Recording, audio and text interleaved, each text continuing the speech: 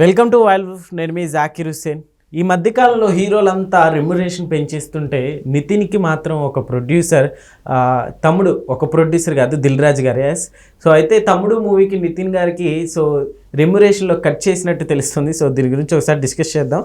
ప్రస్తుతం మనతోటి సినీ క్రిటిక్ జగదేవ్ గారు ఉన్నారు. వెల్కమ్ చెప్పేద్దాం. Hi sir. హలో, నమస్తే. హలో అండి. ఎస్. అయితే ఇప్పుడు దిల్ రాజు గారు నితిన్ గారి రెమ్యునరేషన్ కట్ చేయడం ఏంటి సార్? నేను ఇప్పటి నుంచో చెప్తున్నానండి, ప్రొడ్యూసర్ అనేవాడు ఇండస్ట్రీకి గాడ్ ఫాదర్. అవును, తండ్రి లాంటి వాడు. ప్రొడ్యూసర్ లేకపోతే ఇండస్ట్రీయే లేదు.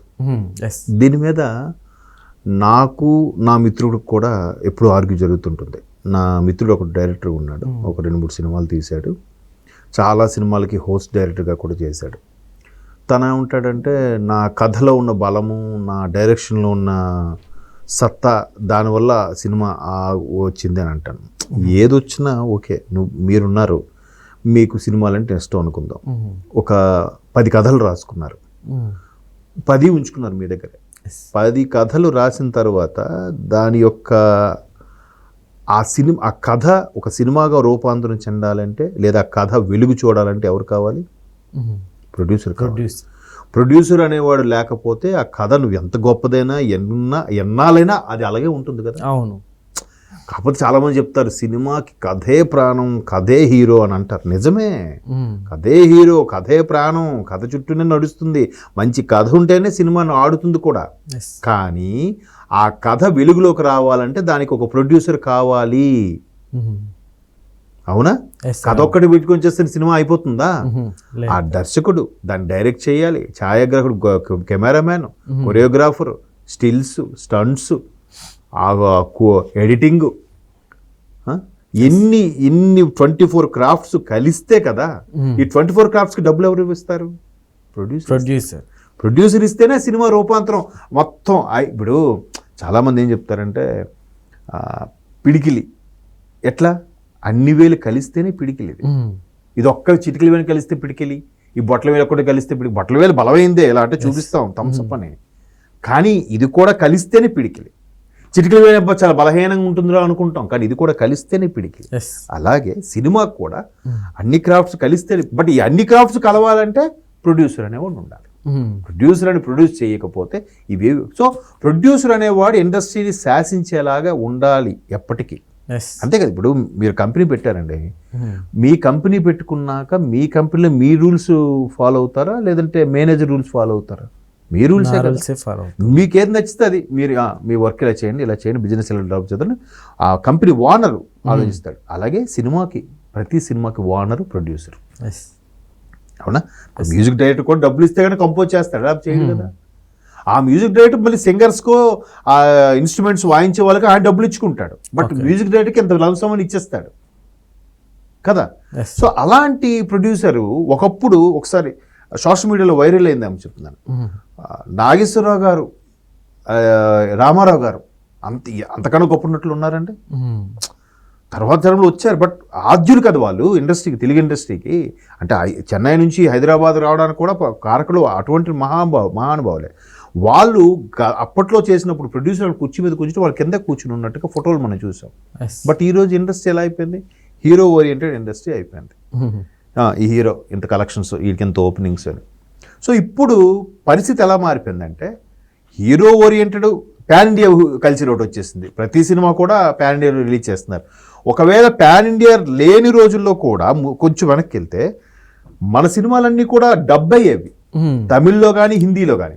ఎప్పుడైనా మీరు జీ కానీ సోనీ కానీ వాళ్ళ channel Zee movies, Sony movies పెడితే మన తెలుగు డబ్ అయ్యి అక్కడ వస్తుంటాయి. మీరు ఎప్పుడు అబ్జర్వ్ చేశారు లేదు? బట్ అక్కడ డబ్బింగ్ డిఫరెంట్గా ఉంటుంది. భలే ఉంది, ఇక్కడ చిరంజీవి వాయిస్ ఎవరు చెప్పారు, ఇక్కడ నాగార్జున వాయిస్ ఎవరు చెప్పారని చూసుకుంటున్నాం.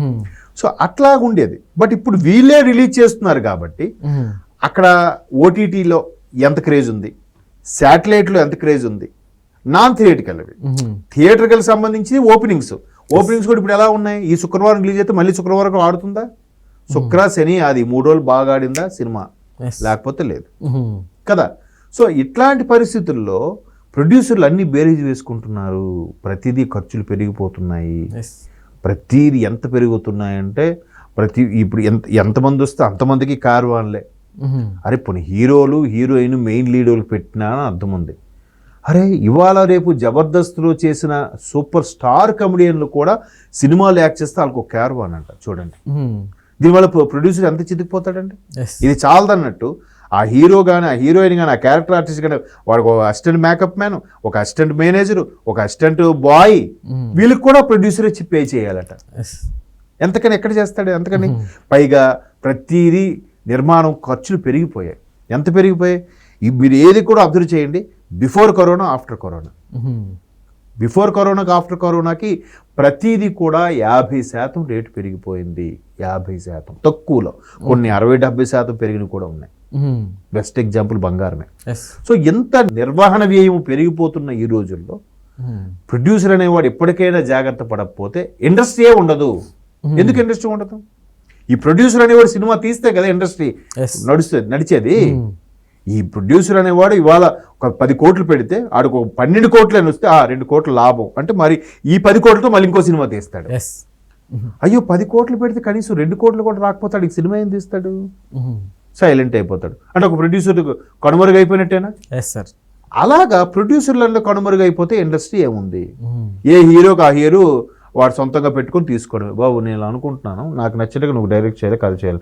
అక్కడ సినిమా డిమాండ్ చేయడం కాదు, నాకు నచ్చినట్టుగా నాకు ఐటమ్ సాంగ్ ఉండాలి, నాకు నచ్చినట్టుగా 2-3 ఈ మంచి ఫారెన్ లొకేషన్లో పాటలు ఉండాలి అంటే ఎప్పుడు తీసుకోండి. నీ సొంత డబ్బు పెడితే అప్పుడు పెయిన్ వస్తుంది. ఇప్పుడు ఫారెన్ అవసరమా? ఎక్కడెక్కడో ఇందిరా పార్క్లో ఎక్కడో తీసేద్దాం అని, లేదు ఊటీలో తీద్దాం, అలా స్థాయికి వస్తారేమో. నాది కాదనేవి ఉంది కదా. అంటే అలాంటి వాళ్ళు కూడా ఉన్నారు కొంతమంది, అందరూ ఉంటారని కాదు నేను చెప్పేది.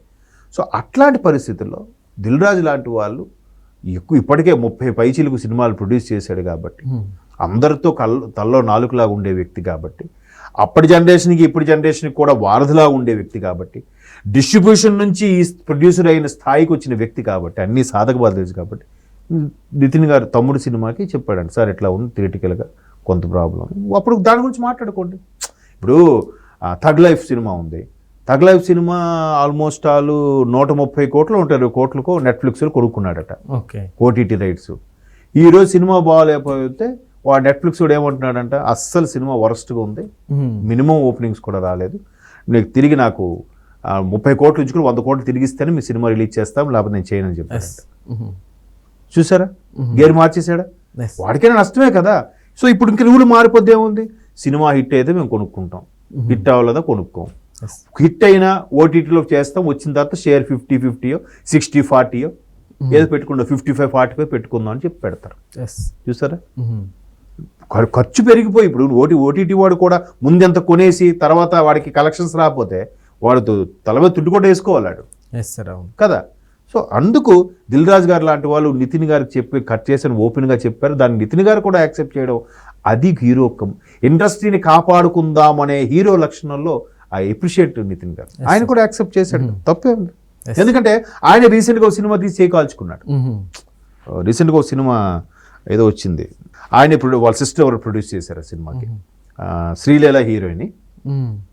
అందులో ఆయన ఒక ఊరు వెళ్ళి పోలీస్ ఆఫీసర్గా యాక్ట్ చేసి చేస్తాడు, ఒక్కంత వంశీ గారు డైరెక్షన్, సినిమా పేరు గుర్తురావట్లేదు. సో అట్లా సో మొత్తానికి సినిమా ఇలా ఇబ్బంది పడినప్పుడు ఎలాంటి కండిషన్స్ వల్ల ప్రొడ్యూసర్గా ఉన్న వాడికి ఆ పెయిన్ తెలుస్తుంది, హీరోకి కూడా పెయిన్ తెలుస్తుంది. సో దిల్ రాజు గారు అన్న మాట అయితే మళ్ళీ చాలామంది అప్రిషియేట్ చేస్తున్నారు, మళ్ళీ ఇండస్ట్రీ గాడిని పడబోతుందా, ప్రొడ్యూసర్కి వాల్యూ లేకుండా అయిపోయిందా అనే కొన్ని విమర్శలు ఏవైతే వస్తున్నాయో అవన్నీ మళ్ళీ సెటరేట్ అవుతాయి అనిపిస్తుంది. చూద్దాం మరి. Okay sir, thank you.